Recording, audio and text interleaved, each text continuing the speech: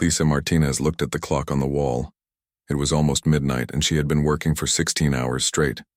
Her feet hurt badly, and her back was sore from bending over patients all day, but she could not leave yet.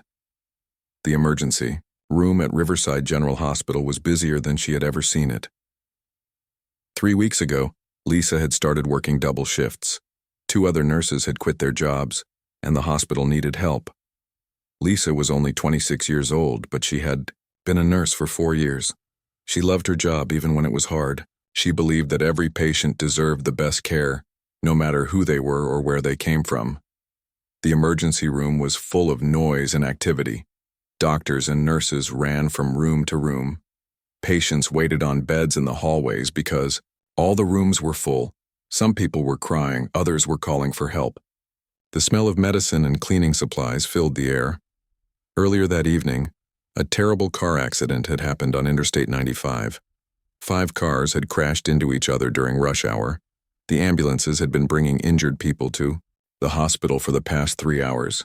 Some had broken bones. Others had cuts and bruises. A few were hurt very badly. Lisa wiped the sweat from her forehead and walked to the nurse's station. She picked up a chart and read the information about her next patient. The man's name was Frank Cooper. He was in bed number 7. The paramedics had found him near the car accident, but they were not sure if he had been in one of the cars or just walking nearby when it happened. She walked over to bed 7 and looked at the man lying there.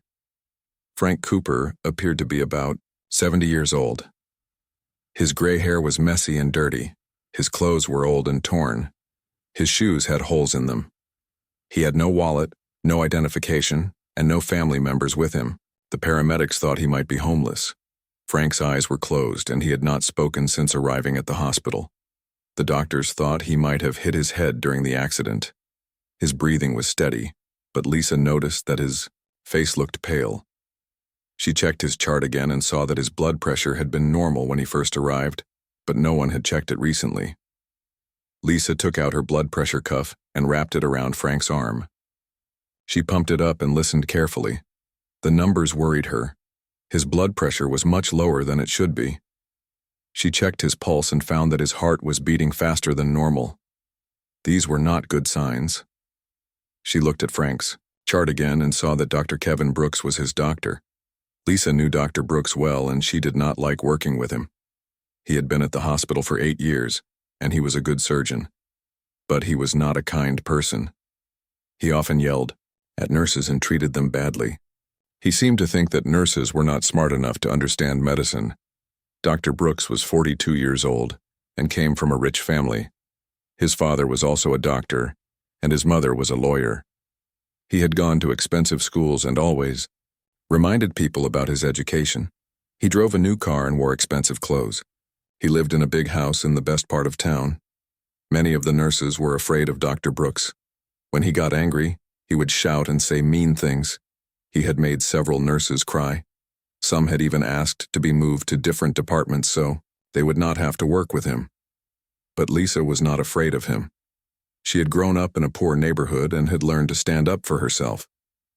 Lisa walked to the other side of the emergency room where Dr. Brooks was examining a young woman from the car accident. The woman was about 25 years old and wore nice clothes. Her family was standing nearby asking questions and looking worried. Dr. Brooks was being very polite to them. He spoke in a gentle voice and explained everything carefully. "Excuse me, Dr. Brooks," Lisa said quietly. "I need to talk to you about Mr. Cooper in bed 7. Dr. Brooks did not look at her. He continued talking to the young woman's family. "The x-rays show that your daughter's arm is broken, but it's not a bad break. We can fix it easily." Lisa waited for a minute, then tried again. "Dr. Brooks, Mr. Cooper's blood pressure is dropping. I think he might be bleeding inside his body." This time Dr. Brooks turned around and looked at her. His face showed that he was annoyed. "Nurse Martinez, can't you see that I'm busy with important patients right now?" Lisa felt her cheeks get hot with anger, but she kept her voice calm. "Sir, I understand that you're busy, but Mr. Cooper needs help. His blood pressure was 140/90 when he arrived, but now it's 100/60. His heart rate has gone up too. These could be signs of internal bleeding." Dr. Brooks rolled his eyes. He's just an old homeless man who probably drinks too much. His blood pressure is probably always low. Don't worry about it. Lisa could not believe what she was hearing. But doctor, he could be in serious danger. Shouldn't we at least do some tests to make sure he's okay? Listen to me carefully, Dr. Brooks said in a cold voice. I have real patients to take care of. People with families who care about them. People with insurance who can pay their bills. I don't have time to waste on every drunk who wanders in here. Lisa looked around the emergency room. Other nurses were watching them, but no one said anything. Some patients were also listening to their conversation. She could see Frank Cooper in bed 7. His eyes were still closed, but something told her that he could hear everything they were saying. Dr. Brooks, Lisa said, trying to stay professional. I took an oath to help all patients, not just the ones who have money. This man needs medical care, and I think you should examine him. Dr. Brooks stepped closer to Lisa. His voice got louder. Don't tell me how to do my job, nurse. You went to a 2-year nursing school. I went to medical school for 8 years. I think I know more about medicine than you do. Lisa felt her heart beating fast, but she did not back down. She thought about all the patients she had helped over the years. She remembered the homeless people who had thanked her for being kind to them. She thought about her grandmother, who had taught her to treat all people with respect. I'm not trying to tell you how to do your job, Lisa said firmly. I'm just trying to help a patient who might be dying. The emergency room became quieter as more people stopped to listen to their argument. Frank Cooper lay in bed 7, his eyes still closed, but his mind was completely awake and alert. Dr. Brooks turned his back on Lisa and walked away. He went to check on another patient from the car accident. This patient was a middle-aged man in an expensive suit. The man's wife was holding his hand and crying softly. Dr. Brooks spoke to them in a kind voice and promised to take good care of the man. Lisa watched Dr. Brooks for a moment, then returned to Frank Cooper's bed. She checked his blood pressure again. It was even lower now. She looked at his face and noticed that his skin was getting paler. His lips had a slight blue color, which was not a good sign. She knew that these symptoms meant he was not getting enough blood to his organs. She picked up Frank's wrist to check his pulse. His heart was beating very fast, like it was working hard to pump blood through his body. Lisa had seen these signs before in patients who were bleeding inside. If Frank did not get help soon, he could die. Lisa looked around the emergency room for another doctor who might help her. Dr. Sarah Miller was working on the other side of the room, but she was very busy with 2 patients who had been badly hurt in the car accident. Dr. James Wilson was in surgery and would not be back for hours. Dr. Brooks was the only doctor available to help Frank. She walked back to where Dr. Brooks was standing. He was now talking to a nurse about another patient. Lisa waited politely for him to finish his conversation. When he was done, she approached him again. Dr. Brooks, I'm sorry to bother you again, but Mr. Cooper's condition is getting worse. His blood pressure is now 85/55 and his heart rate is 110. I really think he needs immediate attention. Dr. Brooks looked at her with anger in his eyes. Nurse Martinez, what part of I'm busy don't you understand? I told you that old man is fine. Stop wasting my time. Lisa felt frustrated, but she tried to stay calm. Doctor, I've been a nurse for 4 years, and I've seen patients with internal bleeding before. The signs are all there. His blood pressure keeps dropping, his heart rate is going up, and his skin is getting pale. These are classic symptoms. Oh, so now you think you're a doctor, Dr. Brooks said loudly. Several people in the emergency room turned to look at them. You think your 4 years of experience makes you qualified to diagnose patients? Lisa could feel her face getting red, but she continued to speak respectfully. No, sir, I'm not trying to diagnose anyone. I'm just reporting what I see and asking you to examine the patient. That's my job as a nurse. Dr. Brooks laughed in a mean way. Your job is to do what I tell you to do. Your job is to take temperatures, give pills, and empty bedpans. Your job is not to think about medical decisions. That's what real doctors do. Other nurses in the emergency room were now watching the conversation. Some of them looked uncomfortable. They had all been treated badly by Dr. Brooks at some time, but none of them wanted to get involved. They knew that Dr. Brooks had power, at the hospital and could make their lives difficult if they made him angry. Lisa took a deep breath. She thought about her nursing school teachers who had taught her to always speak up for her patients. She remembered the oath she had taken when she became a nurse. She had promised to put her patients' needs first, even when it was hard. Dr. Brooks, I understand that you're the doctor and I'm the nurse, but we're supposed to work together to help patients. Right now there's a man who might be dying, and I'm asking you to help him. That man is a homeless drunk who probably hasn't contributed anything to society in years, Dr. Brooks said coldly. Why should I waste time on him when I have real patients who need my help? Patients who have families, jobs, and insurance? Lisa could not believe what she was hearing. Every person deserves medical care no matter who they are or what they look like. That man is somebody's father, grandfather, or brother. His life has value. Dr. Brooks stepped closer to Lisa. His voice got even louder. Don't lecture me about medicine or morals, little girl. I've saved more lives than you'll ever see. I know which patients are worth saving and which ones are just wasting hospital resources. The emergency room was becoming quieter as more people stopped what they were doing to watch the argument. Patients in nearby beds were listening carefully. Some of them looked shocked by what Dr. Brooks was saying. Frank Cooper lay in bed 7 with his eyes closed, but he was hearing every word. His mind was completely clear and alert. He understood exactly what was happening. The young nurse was trying to save his life, and the doctor was refusing to help because of how he looked. Lisa felt tears starting to form in her eyes, but she refused to cry in front of Dr. Brooks. She had grown up poor and had faced many challenges in her life. She had worked 2 jobs to pay for nursing school. She had studied late at night while other students were having fun. She had become a nurse because she wanted to help people, and she was not going to give up now. Dr. Brooks, I'm not asking you to do anything unreasonable. I'm just asking you to examine a patient who might be in danger. It would only take 5 minutes. 5 minutes that I could spend on patients who actually matter, Dr. Brooks replied. Look around this emergency room, nurse. Do you see all these people who were hurt in the car accident? They have families waiting for news. They have jobs to go back to. They contribute to society. That old man in bed 7 is just taking up space. Lisa looked over at Frank Cooper. Even though his eyes were closed, she felt like he was listening to everything.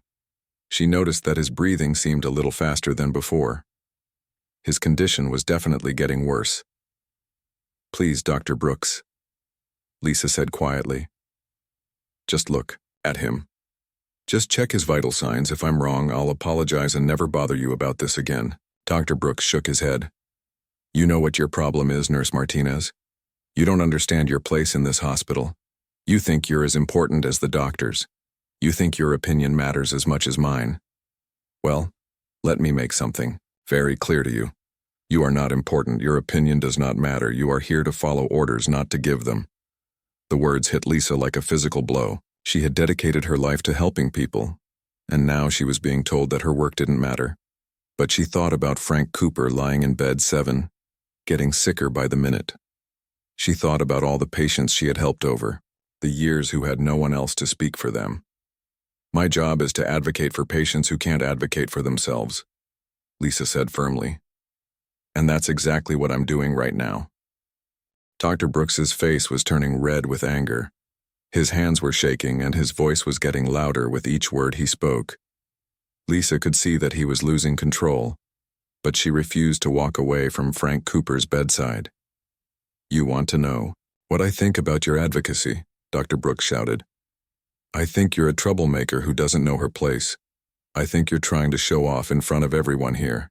You want people to think you're some kind of hero, nurse. Lisa shook her head. I'm not trying to be a hero, I'm just trying to do my job. Part of my job is to watch patients and tell doctors when something seems wrong. Your job is to shut up and do what you're told, Dr. Brooks yelled. His voice echoed through the entire emergency room. Conversation stopped. Patients turned their heads to look. Even some doctors from other parts of the hospital came to see what was happening. Lisa felt scared, but she stood her ground. Dr. Brooks, please lower your voice. You're upsetting the patients.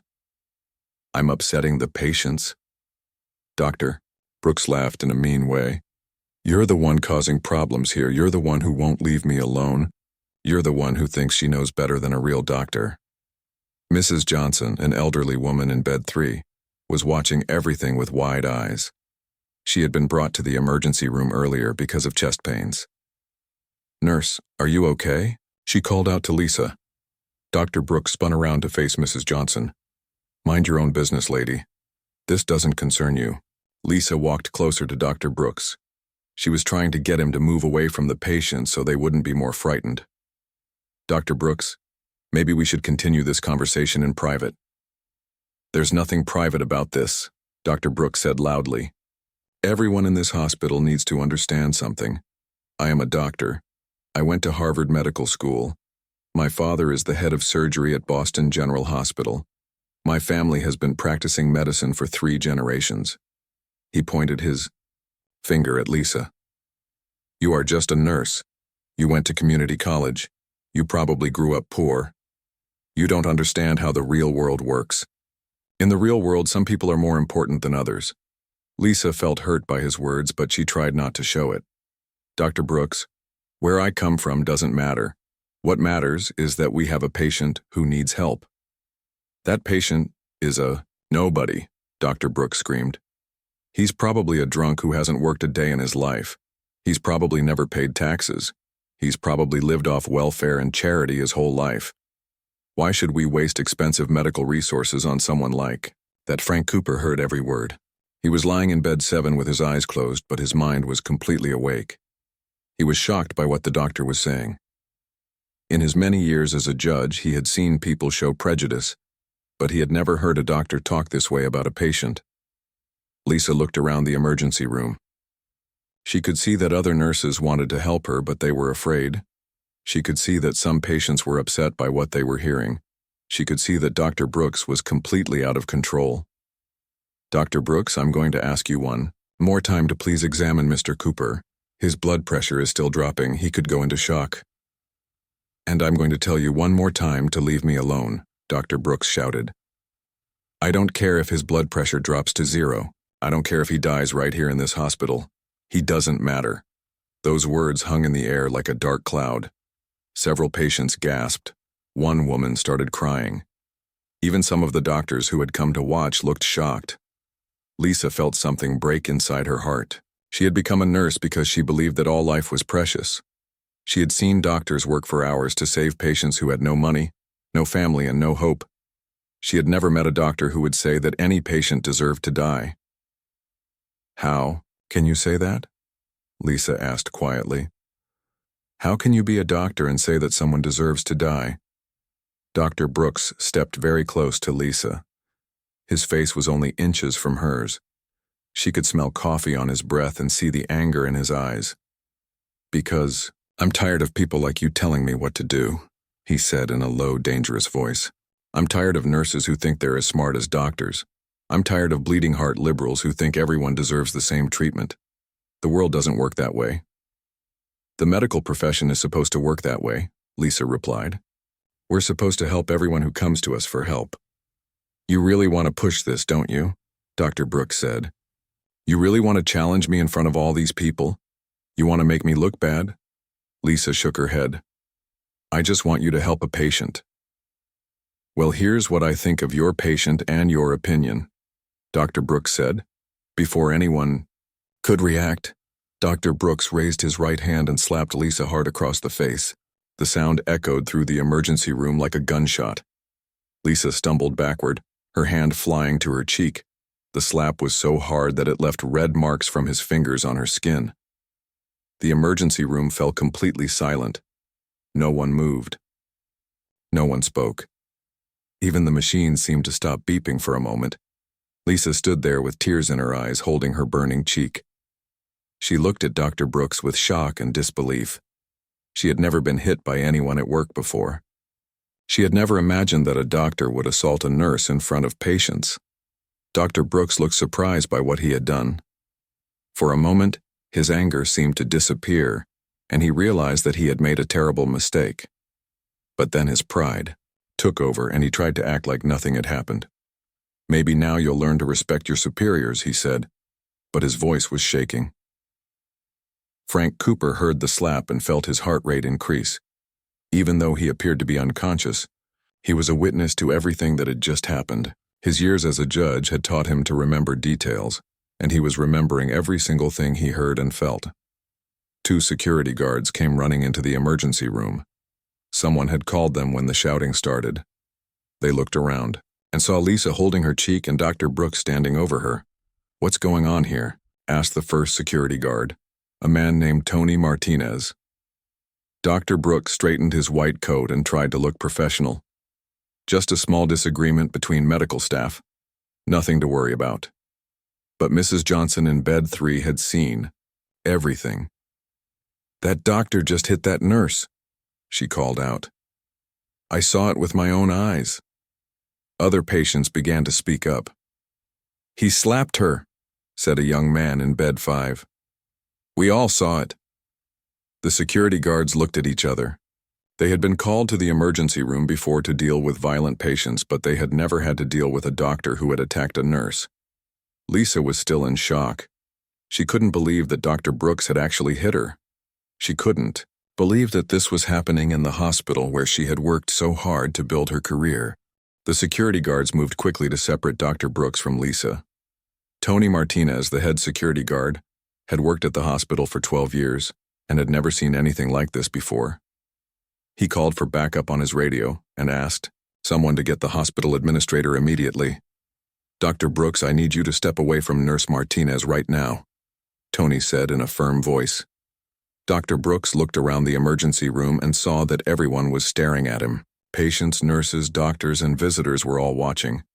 He realized that he had made a huge mistake, but he was too proud to apologize. "This is ridiculous," Dr. Brooks said, trying to sound calm. "I barely touched her. She's making a big deal out of nothing."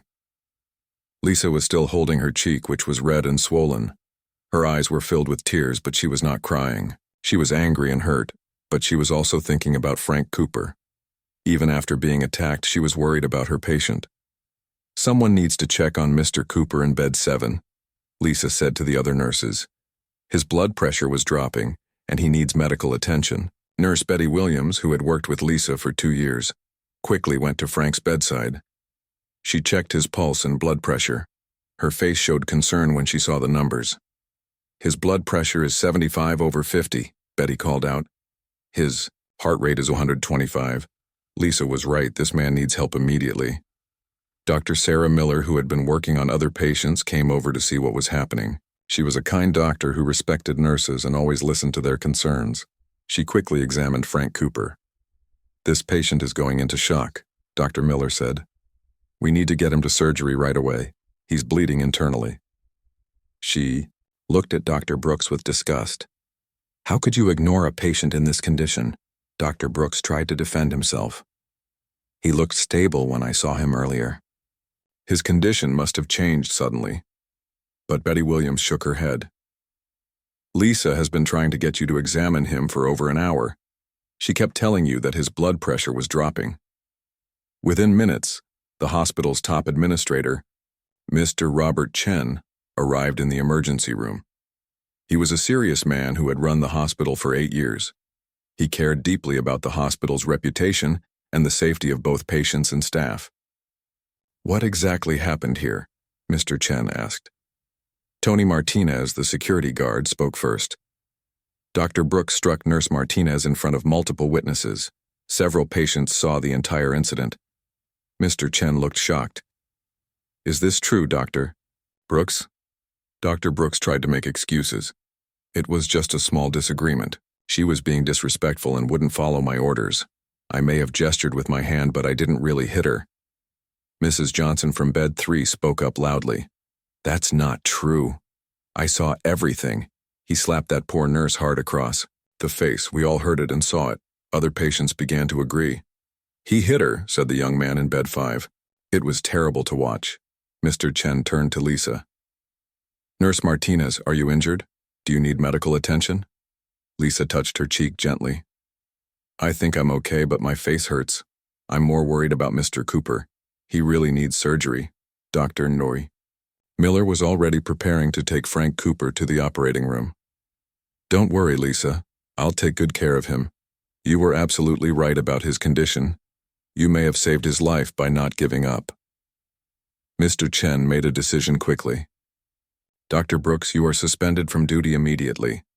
Security will escort you off the hospital premises. You are not to return until we complete a full investigation." Dr. Brooks could not believe what was happening.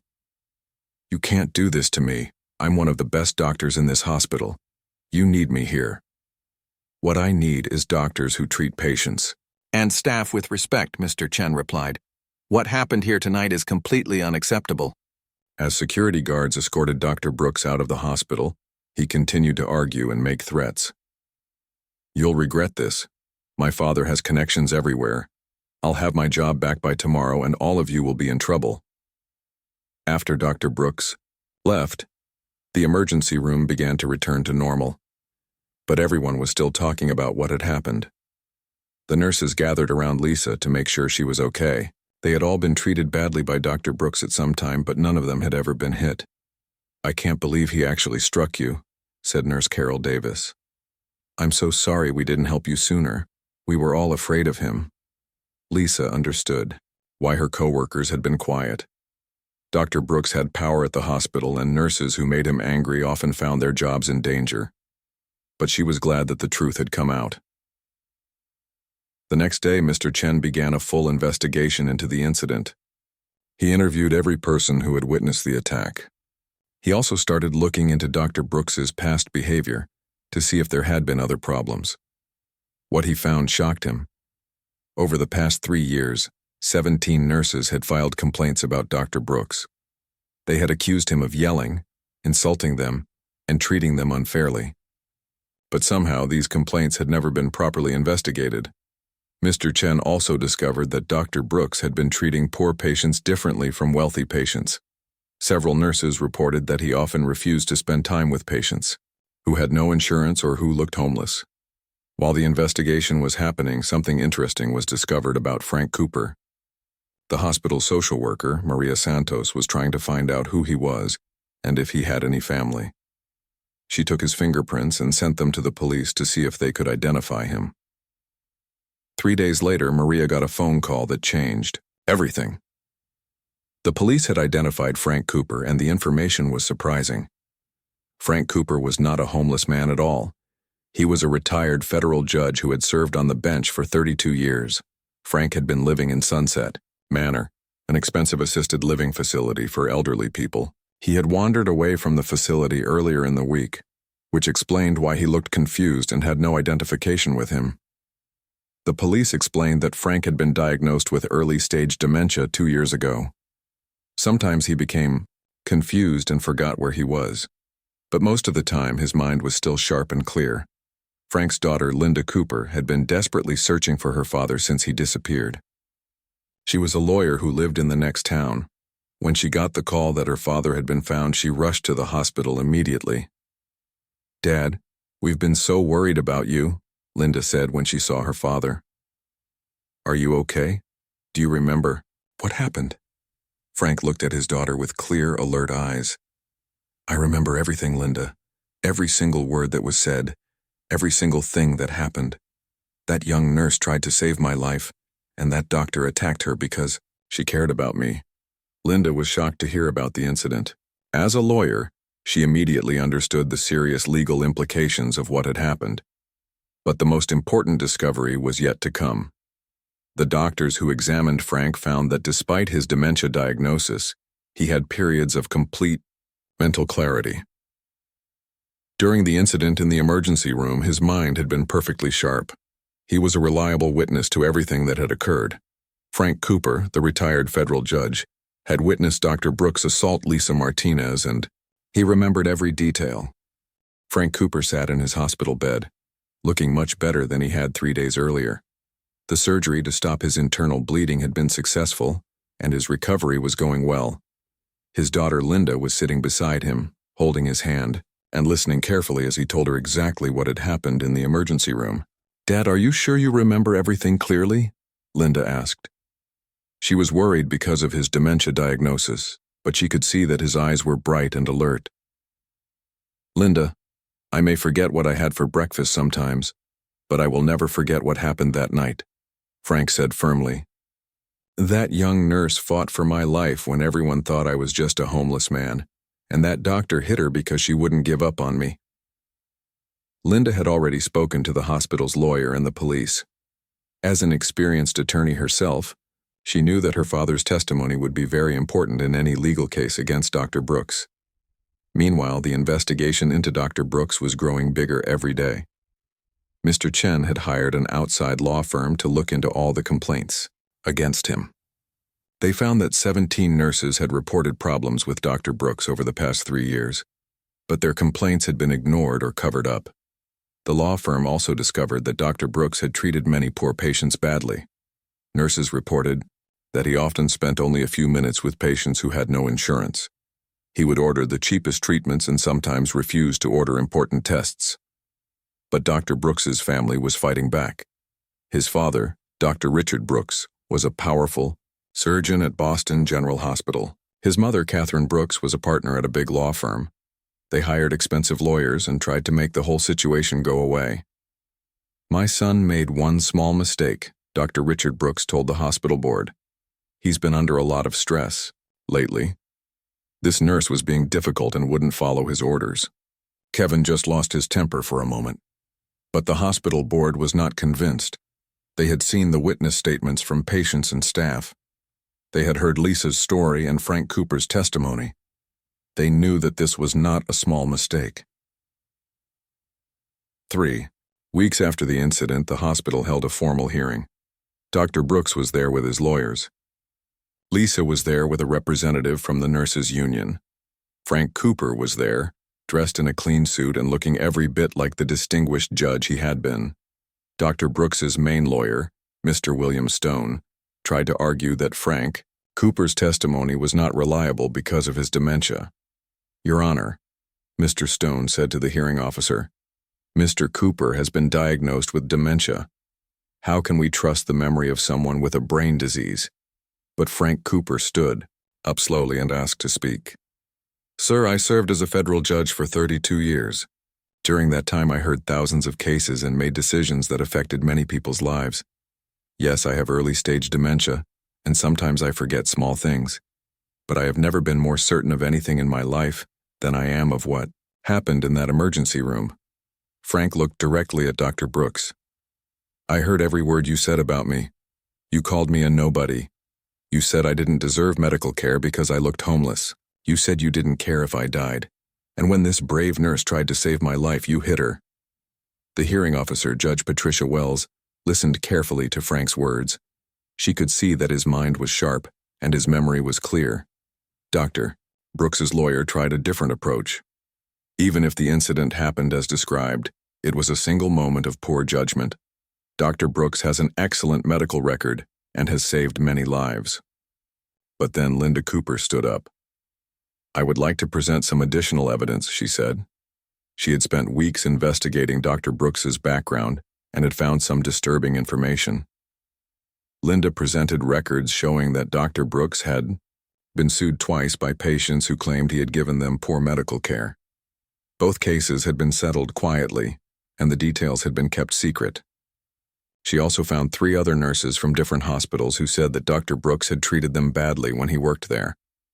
The evidence was overwhelming. The hospital board voted unanimously to fire Dr. Brooks. The state medical board also decided to take away his license to practice medicine. He would never be allowed to work as a doctor again. But the legal consequences were just beginning. The district attorney decided to charge Dr. Brooks with assault. Even though Lisa had not been seriously injured, hitting someone at work was still a crime. The trial lasted for 2 weeks. Frank Cooper was the main witness for the prosecution. Despite his age and health problems, he testified for 3 hours about everything he had seen and heard. His testimony was so detailed and convincing that even Dr. Brooks's expensive lawyers could not challenge it. The jury found Dr. Brooks guilty of assault.